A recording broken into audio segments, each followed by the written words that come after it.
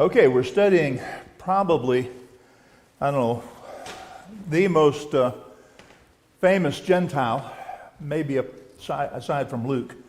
I think Timothy is probably the most well-known Gentile and fellow traveler with Paul that the Scriptures have for us to understand, have us to look at. And the fact that he was a Gentile is important as we get through this lesson, and we'll see it. But it's the study of Timothy. And we meet Timothy in the city of Lystra as Paul begins his second preaching trip. From the first, we are impressed with both the young man and his grandmother, his mother and his grandmother. Paul was just as impressed, and thus began a relationship that would last a lifetime. The older Paul and his apprentice, the younger Timothy. And so we're studying the book of Acts, characters through the book of Acts. And basically this is going to be chapter 16 of the book of Acts. Next week we're going to study the Bereans, and that'll be chapter 17. But we're going to kind of skip and hop through. We're not going to read the entirety of the chapter. First 5 verses are important, and he has us read the first 5 verses in verse 1 or in question 1.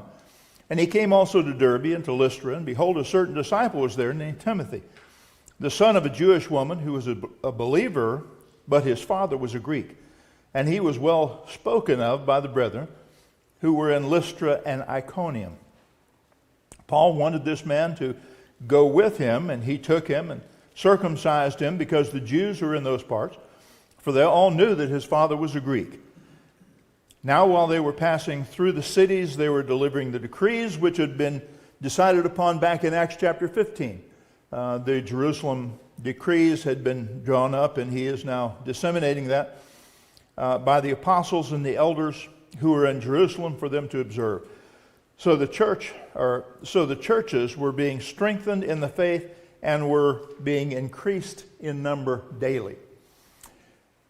And so the first question that we're asked is, what state do we find Timothy? Is he an unbeliever, a believer, or what? I'd say he's a believer. Yeah. I don't see how you can get it in any clearer than that. I mean, I don't see Timothy as really a proselyte Jew. He may have had some Jewish influence from his mother, but the fact that he was not circumcised seems to indicate that he was at least not a practicing Jew throughout his life. Certainly his mother either was not a practicing Jew, or her Gentile husband forbade him to be circumcised. I don't know which it was, but one of those two possibilities. But yeah, he was a Christian when Paul finds him. And so it was probably 2 to 4 years since the first trip back in chapter 14. We have the first journey back in chapter 14, and in verses 6 through 23, somewhere around in there, we find probably Timothy was converted, I would assume, by Paul on his first trip. There certainly was a great deal of commotion, and if you go back to chapter 14, it came about that in Iconium they entered the synagogue of the Jews together and spoke in such a manner that great multitudes believed, both of Jews and Greeks. So whichever category Timothy was in, he was likely converted on this first trip. The Jews who disbelieved stirred up the mind of the Gentiles and embittered them against the brethren. And so there was a problem. Some of the Jews accepted Paul. Some of the Gentiles accepted Paul. Some of the Gentiles rejected him. It says they were speaking boldly with reliance upon the Lord, who is bearing witness to the word and his grace, granting the signs and wonders which he had done. The multitudes of the city were divided. Some sided with the Jews and some with the apostles. So there was a great disturbance in this area in the first trip. And you remember what happened. It's kind of a side venture, but it's interesting to know what happened there that caused such a stir? Paul had healed a man that was lame, and in verse 8, verse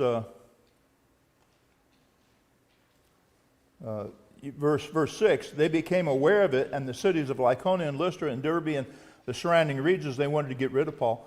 And they were continuing to preach the gospel. And at Lystra there was sitting a certain man without strength in his limbs from his mother's womb, and he'd never walked. This man listened to Paul as he spoke, and he fixed a gaze upon him and see that he had faith and be made well.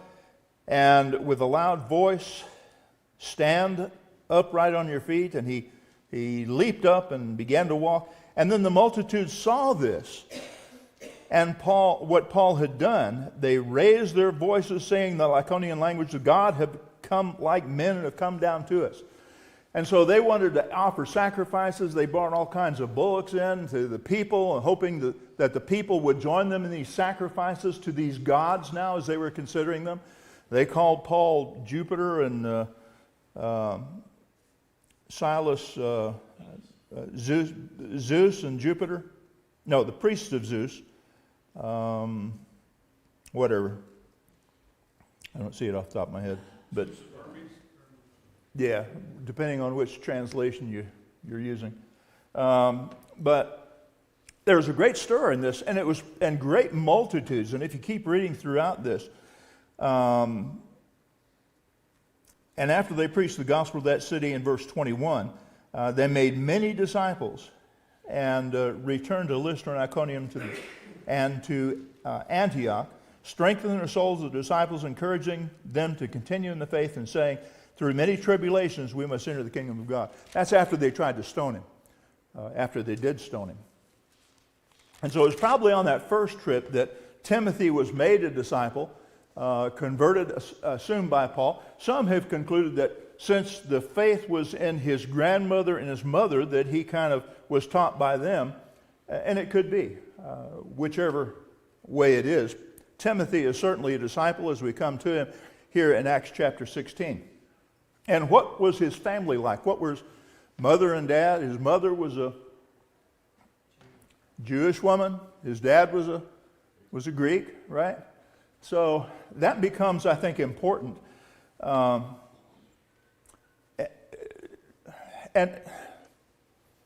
before we get into that, I guess, how was Timothy thought of in this area? What did they think of him? Huh? Yeah, he had a very good reputation. He was well spoken of by the brethren in Lystra. And so possibly, if he was converted on this first journey, he was a Christian of 2 to 4 years in length, in standing. And by that time, he had built up a good reputation, well spoken of by the brethren in Lystra and Iconium. Iconium is about 18, 20 miles from Lystra, so he would have traveled between the two of those. His faith was obvious to all who saw him. Paul made mention of that sincere faith which he had in 2 Timothy chapter 1 and verse 5. And we'll look at 1st and 2nd Timothy in just a minute. But he was a Christian. He was a disciple in good standing.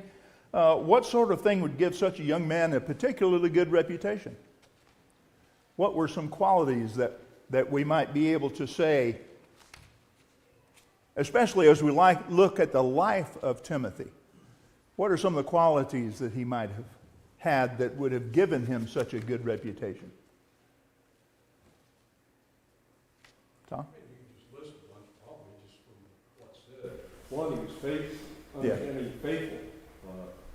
didn't neglect the services. Evidently, but people knew him back then. Evidently, he had to be honest in what he was doing.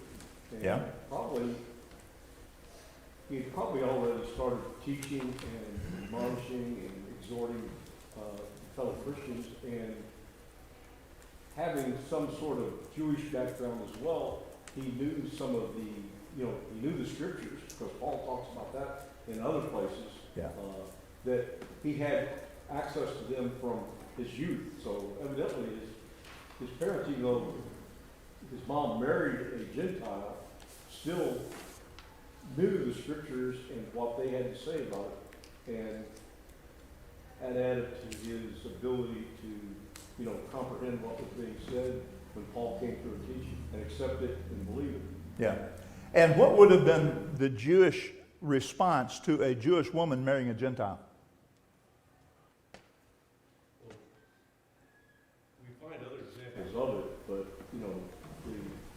they tend to be an outsider, things. Yeah, remember Acts 10, Acts 11? Yeah.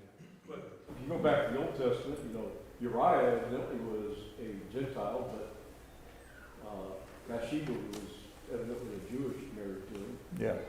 So it happens back and forth, but there were laws, especially for a man to marry a Gentile woman, had to go through a number of different things. It had to be shaven, had to live a certain way and things, and for a man proselyte, had to be circumcised. Yeah, if he was a proselyte. Yeah. Yeah, but apparently Timothy wasn't even a proselyte because he was never circumcised. So whatever the background, we know his parents, his mother is a believer because it says she was a Jewish woman who believed. And some have concluded from verse 5 that his father has already passed from the scene. Is it verse 3? His father was a Greek. Not his father is a Greek, but his father was a Greek. And some have concluded that because he used this expression of his father, that his father was no longer with him. I don't know if that's the case. I didn't get that on the initial reading of this. His father was a Greek. It's just... but certainly he would have been a zealous person who would have garnered good reputation in this area. He would have come from a good family. His mother and his grandmother were Christians. We know that as we'll look on. We'll see that as we continue to study. He had a sacrificial spirit for the church. That would have given him a good quality. And we see that not just in here, but we see that through the life of Timothy, because he devoted himself to the Apostle Paul as Paul picked him up here in Acts chapter 16. And he was willing to go, and he was willing to serve with him in the furtherance of the gospel. And so we see that he had a sacrificial spirit. He was dependable. Was this important to Paul? That he have a companion with him that was dependable. Remember what happened with Barnabas and John Mark, his cousin? John Mark left them in the work to go back home, I'm assuming, to go back to Jerusalem. Must have had a problem with his mother. His mother, the church met in his mother's house, according to, I think it's Acts 12. No, maybe John 12. But the church met in her house. So there may have been some kind of family problem, but that caused a rift because Paul looked at him as undependable. And when Barnabas wanted to take him on another trip, he said, "No, I don't want anything to do with him. You take him. I'll take Silas, and you take him." And so they doubled their efforts as they went through preaching and teaching. But it was important for Paul to have somebody that was dependable. And as you go through and read throughout the book of Acts and the epistles and 1 Corinthians, and we see that Paul depended upon Timothy a great deal. And he was one that could be depended upon as a good worker in the kingdom. And I would think other qualities would be, having a harmonious spirit, trying to dwell together, being sympathetic, kind-hearted. Paul said, "I had no one who was of like mind except Timothy for their concern." And so, yeah. Also there in verse 3, it indicates that, I wanted this man to go with me. You don't get that this was just a chance meeting. Yeah, this nice guy, I'll have him go with me. Paul, recognized his maturity because he identifies him as a man, for one thing. Sometimes we want to think that Timothy was pretty young, but he was old enough for Paul to address him as a man. Yeah. You know, he didn't say a young man, he said a man. It was guessed he was in his 30s, early 30s. Just a guess. Yeah. Eric? Oh, don't scratch your eye in this class, man. So what did Paul have done? What did Paul, yeah.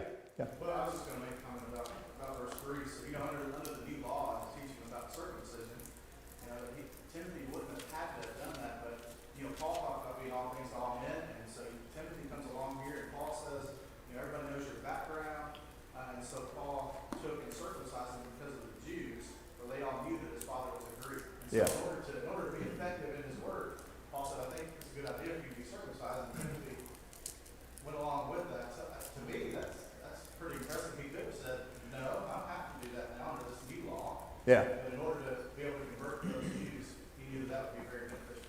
Now, in the military, I was able to witness some grown men who their wives, I don't know, it was because of, there seemed to be ovarian cancer or something that was caused by, or some health issue anyway, where it was recommended that men be circumcised because of the health of their wives. So I've had some grown men in their 20s and 30s who were circumcised as grown men. We were overseas, we were in a combat zone, and their wives, while they were away, wanted them to be circumcised, to have this done so that it could be done when they'd be healed up when they got back. And these grown men were basically brought to their knees. They were just hobbling around, just like I do now. And it really affected them for a period of time. About a week. Yeah, Tom. You go back to the Old Testament when, Jacob and his sons came into Shechem area, and they convinced the men of Shechem to be circumcised. And then in their recovery, they went into slaughter. So, Yeah, and in where is that? Genesis 34. Look at Genesis 34. Diana had, where did I say it? Genesis, okay. Decided that she wanted to go into to visit some of the women of the area. And while she was out, Shechem, the son of Hamor, the Hivite, saw her and raped her. And so news of that, and of course Shechem, was taken with Diana, and he said to his father, go and talk to Jacob and have him give me Diana as my wife. This is after he'd already raped her.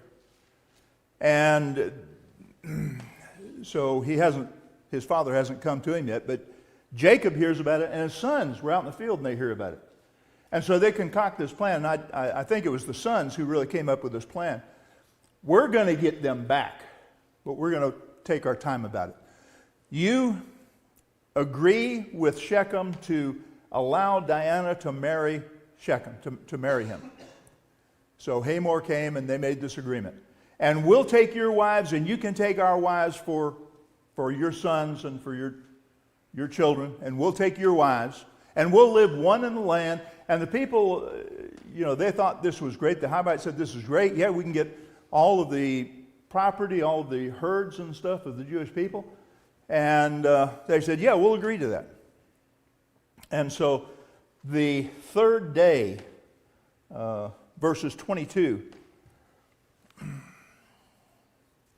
34, the only condition is that the men consent to live with us to become one people, that every male among them be circumcised, and they were circumcised, or as we are circumcised. Will not their livestock, then the property and all of the animals be ours? Only let us consent to them, and they will live with us. And all those who went out in the gate of the city instead listened to Hamor and to his son Shechem, and every male of the was circumcised, all who went out of the gate of the city. And it came about the third day, when they were in pain, that two of Jacob's sons, Simon and Levi, Dinah's brother, each took his sword and came upon the city and killed every male, because they were crippled after 3 days after the circumcision, 3 days after the circumcision. So was this something that Timothy might have taken lightly? No. I mean, I would have second thoughts about that. As a baby, the nerve endings, as I understand it, the nerve endings are separated so far apart that there's very little pain for the child. But in an adult, the nerve endings are fully formed. And so it's a very painful thing. And Jacob and his sons used that to his advantage. And so that would have been a great sacrifice for Timothy, something that would have been a painful event for him to have undertaken. But he undertook it. And there's no disagreement that we could see in this about Timothy. Oh, I don't think that's a good idea. I don't know. Can't we find some other way? But why was it important for Timothy to be circumcised? And I think Josh broached on the subject. Where did Paul go every city he went? Synagogue. He went to the synagogue. Was Timothy able to go to the synagogue with him if he were not circumcised? No. Was he able to go into a Gentile's house if he was not circumcised?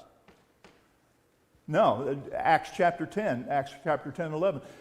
That's one of the complaints that Peter has. When Cornelius asked him to come and teach him, you know it's not lawful for a Jew to enter the house of a Gentile. So he would not have had free course among the people that Paul would be teaching if he were not circumcised. Now, why didn't Silas, why wasn't he circumcised? I think it would be Titus. Say again? Titus, not Silas. Did I say Silas? I meant Titus. Titus. Yeah, Titus. Why was Titus not circumcised? The test case proved that it wasn't necessary. It wasn't a because the question was there that it was required for. Look at Galatians chapter 2 and verse 3.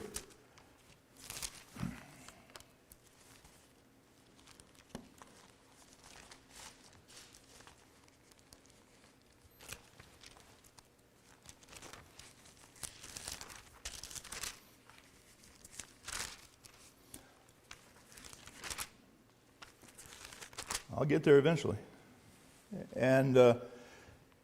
But not even Silas, who was with me, though he was a Greek, was compelled to be circumcised.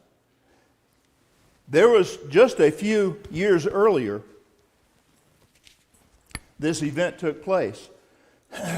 And we see the results of it in Acts chapter 15, where the Judaizing teachers were coming down and said, except you obey the law of Moses and be circumcised, you cannot be saved. So they had made it with Titus an imperative. They were trying to force Paul to have Titus circumcised. Now, what would have happened if Paul had agreed to that? How would he have looked in the eyes of the Gentiles especially? He would have been looked at as agreeing with the Judaizing teachers. But if you look at look at Galatians 5. It was for freedom that Christ set us free, therefore keep standing firm and do not be subject again to the yoke of slavery. Behold, I, Paul, say to you that if you receive circumcision, Christ will not benefit you. And I testify again to every man who receives circumcision that he's under obligation to keep the whole law. You have been severed from Christ. You who are seeking to be justified by law, you have fallen from grace. So if Paul had succumbed to the pressure of the Judaizing teachers, and he would have aligned himself with the Judaizing teachers, then that would have negated his ability to teach, especially as he did in chapter 5. You're going to practice circumcision, you might as well keep the whole law. And you do that, and you're severed from Christ. There's no more sacrifice. So Titus was not compelled to be circumcised because they were trying to force circumcision upon him. Timothy was just a matter of convenience. He could go in and out of Gentiles' houses. He could go in and out, or Jewish houses and Gentile houses. He could go in and out everywhere. He could go with Paul to the synagogue because he submitted to the decree or the request of Paul to be circumcised. So it was actually for the furtherance of the gospel that Timothy was circumcised and that Titus was not, for the furtherance of the gospel.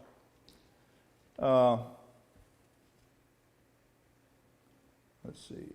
And it says, consider the ramifications of the operation. We've already looked at that, I think.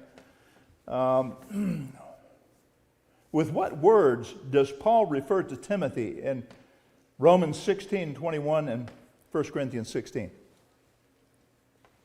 Romans 16:21. With what words?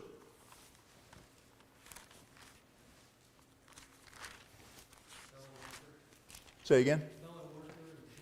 Yeah, fellow worker. Now he is,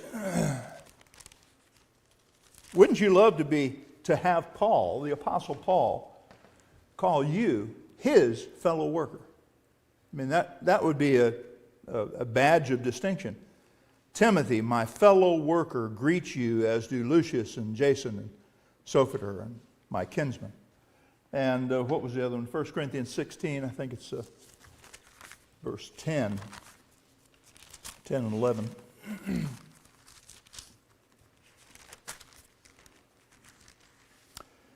Now, if Timothy comes, see that he is with you without cause of any fear, for he is doing the Lord's work as I am doing. So he counts Timothy as a fellow worker, as someone who is doing the same kind of work that Paul is doing. So it's a word of an expression, I think, of admiration for Timothy. And it speaks to his character. It shows why he had such a good reputation in the area in his hometown. Tom? Also had the confidence of Timothy that he could leave him somewhere and the work would continue on. Like when he left Thessalonica and went to Athens. Yeah. Timothy and Silas stayed on there and worked evidently for some time before joining Paul later on. Yeah, and he in 1 Timothy 1, he left him at Ephesus to teach certain men, not to teach a strange doctrine. All of the things that he had problems there that he expected Timothy to address, to take care of. And so Timothy was his fellow worker, his fellow laborer. What was it about Timothy that Paul enjoyed remembering when they were separated, and how did he gain this quality? And it says 2 Timothy chapter 1, verses 3 and 4. What's said about him?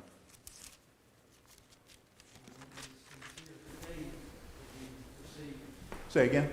Remember his sincere faith. Yeah. Encouraged him, and that was gained by, for one aspect, by his parents, or his mother and his grandmother. And Yeah. he still started it, and he continues.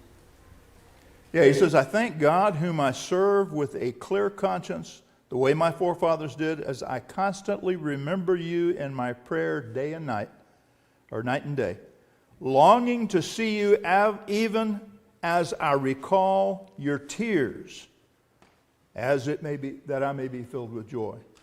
For I am mindful of the sincere faith within you. Paul could see the sincerity of Timothy's faith. It was something that he could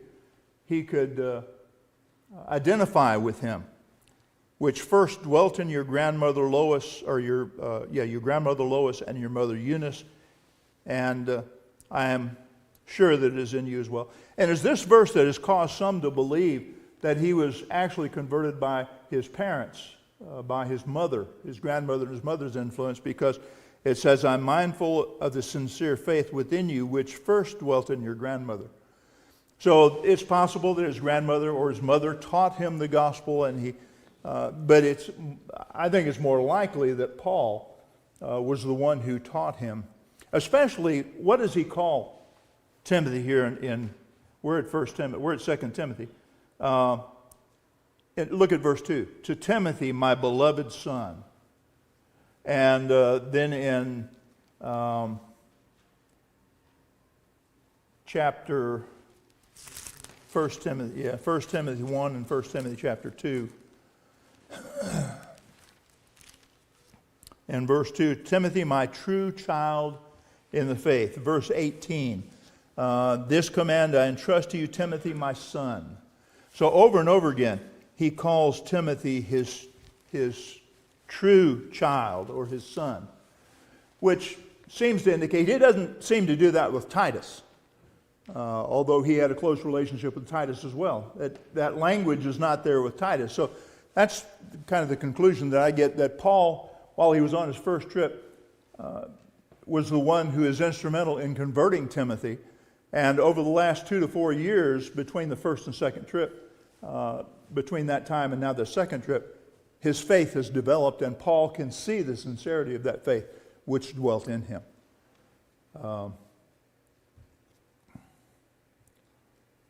Let's see. He remembered his tears.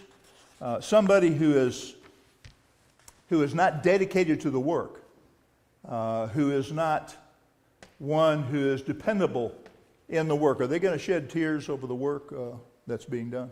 Not likely. But Timothy was one who had a heart that Paul could see. He could see his sincere faith. He remembered the tears that he shed, possibly as they departed, or possibly as afflictions were experienced by both of them as they preached and taught the gospel. Yeah, Tom?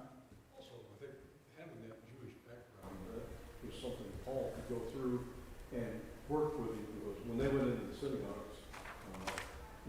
they were primarily teaching Jews about things, and if Paul could, share his knowledge of the Old Testament scriptures with Timothy, that they could go through and convert many Jews, where Titus primarily went in among the Gentiles. So it's like sort of a different type preaching. You go into the Gentiles and you're talking about, things that would benefit them. They were, really into, multiple gods and, things that, they put a lot of emphasis on superstition and things. Where Titus would talk to them, no, there's a better way. But here, Timothy would be talking to these Jews and convincing them according to the scriptures. And if Paul could relate those scriptures to Timothy, they could share that common background and heritage and things like that. Yeah, and Timothy did work with the Gentiles as well as he goes through on the trip. But every place Paul went, his custom was that he would go into the synagogue first. And it was important that he and his traveling companions would not incite a riot just by entering in the synagogue. And so, because that was what was accused, they accused Paul of after the third trip when he came back and they arrested him in the temple, that he had someone who is uncircumcised enter with him. So, and question 9, I thought it was an interesting question. Sometimes children of Christians are baptized themselves just to please and to follow their parents. Do you see that in Timothy? Is that the way that Timothy comes across to you? Paul would reference it as sincere faith. Yeah, exactly. Yeah, you just got the faith of your mother or your grandmother. Yeah, he wouldn't have shed the tears. He wouldn't have, Paul recalled Timothy's tears. But Paul was training him as his son. What was the business of Paul? And the expression that he was training him as his son is the father would train the son to take over the family business when the father is no longer able to do that. So what was the family business of Paul? Preaching the gospel. Yeah, and so he was training Timothy as his son to take over that responsibility when he's no longer there. His sincere faith gave Paul the confidence to entrust the church at Ephesus with his care. 1 Timothy 1 and 18, the sincere faith would enable Timothy to fight the good fight of faith with a good conscience. Chapter 2, 2 Timothy chapter 2 and verse 1, having his own faith would enable him to be strong in the grace which is in Christ Jesus. None of these kinds of expressions would be used by somebody who's just being baptized because his parents were converted. So we see Timothy as a very has a very robust faith of his own, not something handed down by Paul. Paul exhorts Timothy to use the miraculous gifts which he had received, although we do not have miraculous abilities these days. We have gifts we need to stir up and use. What are some of the gifts that we have in this church here that we could stir up and use? What do we have here? Do we have no talented men here? No talented ladies here? First of all, then, even if we had no talents, the power is in the gospel itself. So we have the power of God, through His Word to tell them. Yeah, but you got to have. We need some kind of talent to maybe approach people with it and Yeah. to figure out what situation is best. Yeah, the power's in the gospel, but if you don't have people that are willing to utilize that power, it sits unused. And so we have teachers, we have preachers here, we have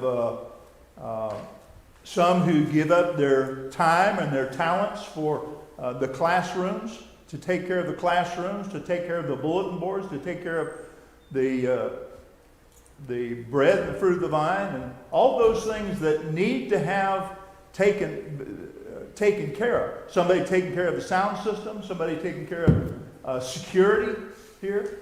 So we have all kinds of talents. Some who give their money. When I went to Ghana, I was impressed by the fact that many of you gave of yourselves from your own pocketbook so that the work could continue there.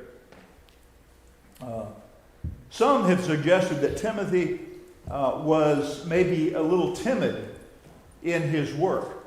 And it seems to be suggested in a number of passages. It gives these passages. Instead of timidity, what should be the mark of our discipleship? What should we be like? Boldness, steadfastness, and boldness. Yeah, putting on the whole armor of God that you may be able to withstand. I'm not sure that Timothy was timid. I don't necessarily think that Timothy was any more timid than Paul was weak. And Paul said, I was with you in weakness and in fear and in much trembling in 1 Corinthians chapter 2, verse 3. Do we see Paul as a weak and cowering kind of trembling kind of guy? No, I don't. And I don't see Timothy that way. I can't see Paul leaving Timothy at Ephesus if he was kind of had a tendency to be very timid. Is that the kind of person you would leave at Ephesus to confront people who are teaching strange doctrine? James? Well, I think even in Corinth, Paul was, in some way, I think he said that, in reference to that later, he was extremely scared. Jesus came to him and said, it's okay to keep doing what you're going to do. He was encouraged by Jesus. Even in the verses we were reading here, in 2 Timothy 1, it says, he reminds them to kindle afresh the gift. Don't have a spirit of timidity. So maybe Timothy had some doubts, and sometimes maybe he got concerns, and Paul just needed to push some buttons and encourage him and get him kick-started again. I don't think he had that as a trait, not timidity, but sometimes he got discouraged. Right? Could be, yeah. As Paul did. As Paul did. Yeah. But we don't typically, Paul was kind of a cowering kind of individual. We just don't see that. But, when something is mentioned of Timothy, maybe he was a little timid. I don't see that myself, but it is possible. But we should not be timid as we go about preaching and teaching the gospel. We should be encouraging. Some of the great,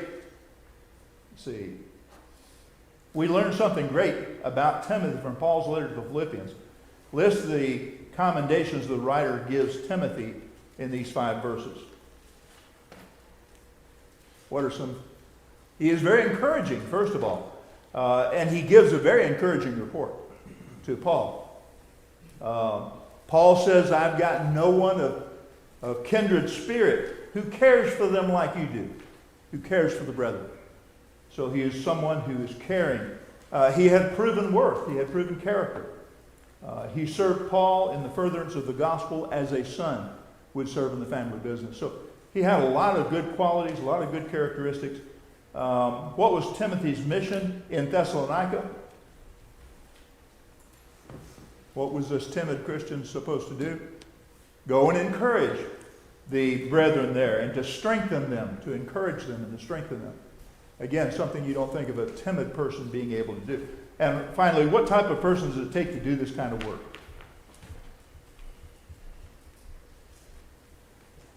A strong Christian.